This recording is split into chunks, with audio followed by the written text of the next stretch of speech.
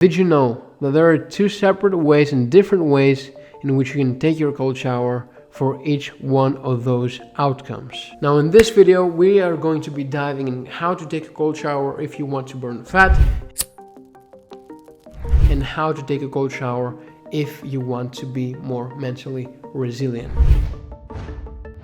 Now there is a big mechanism behind doing cold showers, and you can use them to leverage a faster metabolism and burn more fat. But how actually are you going to do it? First of all, the idea behind cold showers is that you're exposing your body to uncomfortably cold temperatures. Now you can achieve the benefits of cold exposure with both having a cold shower, ice bath, cold plunge, go in the ocean, in a lake, in a really cold room, in a cryotherapy chamber, in anywhere you can get your body in a cold temperature, in an uncomfortably cold temperature, okay? And this for each individual is very specific. It's something really individual, and a temperature that could make me uncomfortable could be really comfortable for you, and vice versa. Now, most commonly your cold showers, whenever you're doing them, whenever you're switching the water cold, you are going to be shivering. Actually, you want to be shivering. Now, when you're actually shivering, you're activating brown fat cells from your upper back and scapular area. Those brown fat cells are also really high and rich in mitochondria, okay? So you activate those high in mitochondria brown fat cells. Don't get me wrong, not those pink or white cells that reside in your belly. You activate those brown fat cells that your body uses to generate thermogenesis and keep you warm and survive, okay?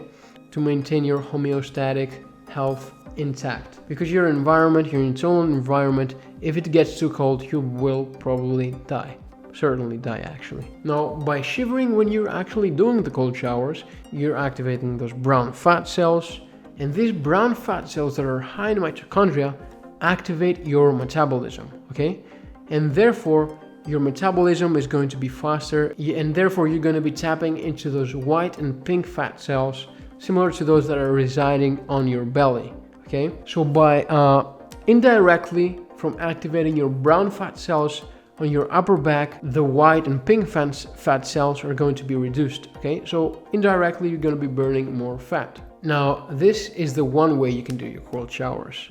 Now, if you want to be mentally resilient, if you want to do the cold showers to be more calm, more contained, and improve your abilities to cope with stressful situations, you can do it in a way that even trained military people do it.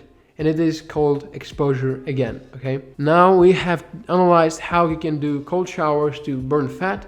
This is how to do cold showers to become more mentally resilient. Now, you know that when you want to burn fat, you want to shiver, okay? It's good to shiver when you're doing the shower.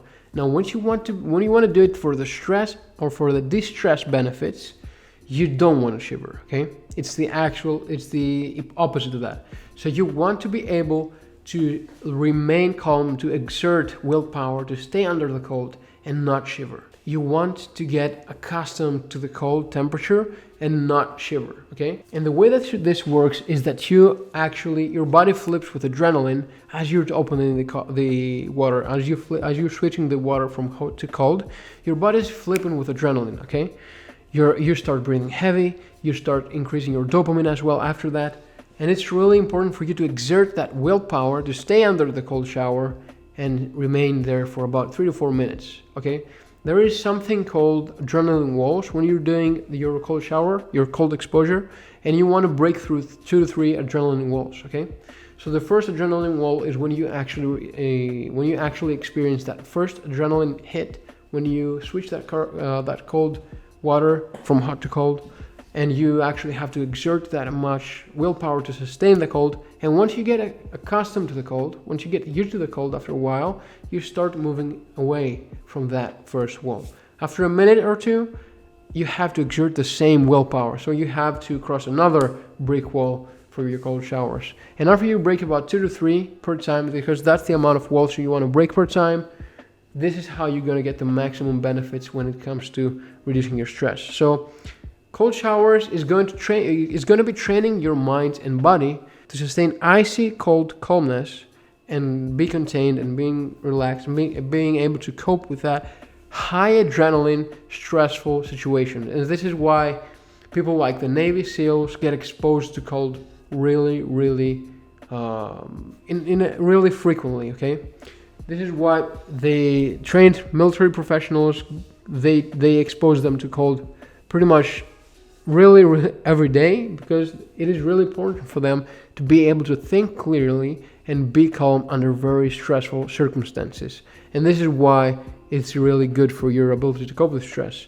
It also is good for your prefrontal cortex. It trains your prefrontal cortex, which is your decision making, critical thinking, and focus muscles in the front part of your brain. So you now understand the two separate ways in which you can do cold showers for either burning fat or for being stressed under very high adrenaline situations. Okay, so to recap, if you want to do showers, if you want to do your cold exposure in order to burn fat and to activate your metabolism, you want to shiver. Okay, shiver away. If you don't want to burn fat in your cold showers, if you want to actually be able to use your cold showers to be able to cope with stress better, you don't want to shiver. You want to contain yourself. You want to sustain the cold and focus on staying calm.